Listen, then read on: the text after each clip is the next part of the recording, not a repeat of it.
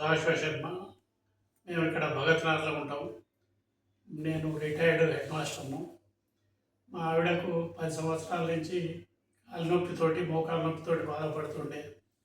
అయితే మా బంధువుల ద్వారా మంచి ట్రీట్మెంట్ జరుగుతుంది ఆదర్శలా అని తెలిసి మేమందరం కూడా ఇక్కడికి వచ్చి ఆపరేషన్కు మోటివేట్ చేసినాం. సారు మాకు మంచి ట్రీట్మెంట్ ఇచ్చిండు. వారితో టీం అంతా చాలా చక్కగా చూసుకున్నారు.